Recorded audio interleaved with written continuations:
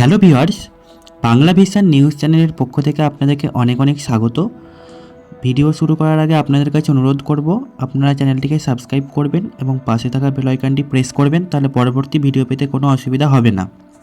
আজকে আমরা আলোচনা করব পূর্ব মেদিনীপুর জেলা নিয়ে। এখানে রয়েছে মোট 16টি আসন। 21 সালের বিধানসভা নির্বাচনের ফল অনুযায়ী তৃণমূল 9টিতে জয়ী হয়েছিল, বিজেপি জয়ী হয়েছিল 7টি আসনে এবং বাম ও কংগ্রেস জোট কোনো আসন পায়নি।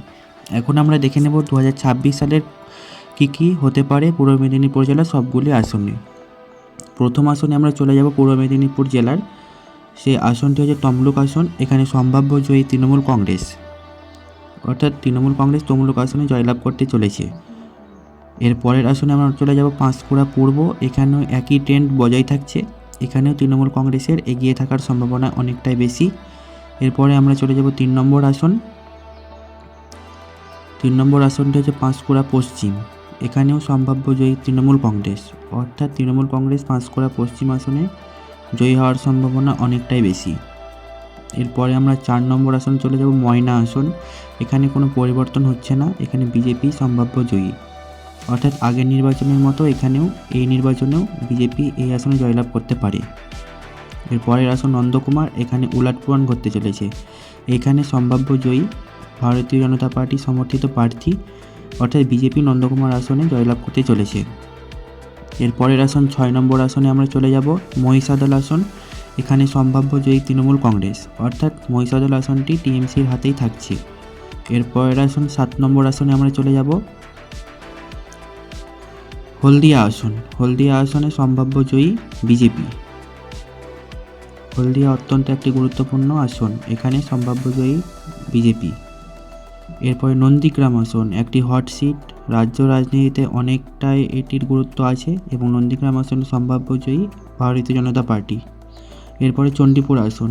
চণ্ডীপুর আসনটি কিন্তু তৃণমূল কংগ্রেস হারাচ্ছে এবং এটি সম্ভাব্য জয়ী এই আসনে ভারতীয় জনতা পার্টি চণ্ডীপুর আসনে জয়লাভ করতে চলেছে।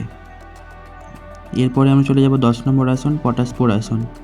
এখানেও রাজনৈতিক পালাবদল ঘটতে চলেছে, এখানে সম্ভাব্য জয়ী বিজেপি। এরপরে আমরা 11 নম্বর আসন দেখব কাঁথি উত্তর আসন। এখানে কোনো পালাবদল ঘটছে না, এই আসনটি বিজেপির হাতেই থাকছে। এরপরে আমরা 12 নম্বর আসনে চলে যাব। 12 নম্বর আসন হচ্ছে ভগবানপুর আসন।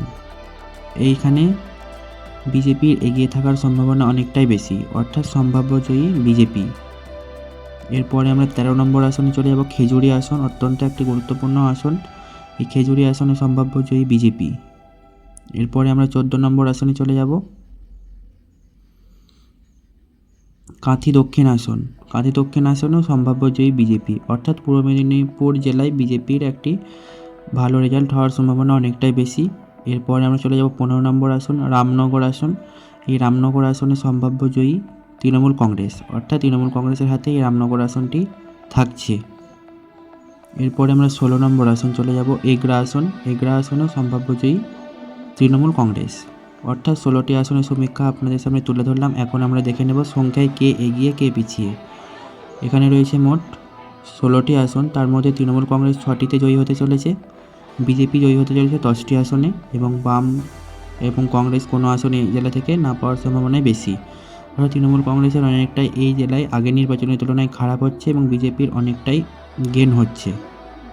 তো সমীক্ষাটি আপনাদের কেমন লাগলো অবশ্যই কমেন্টে জানাবেন। ভিডিওটি দেখার জন্য অনেক অনেক ধন্যবাদ।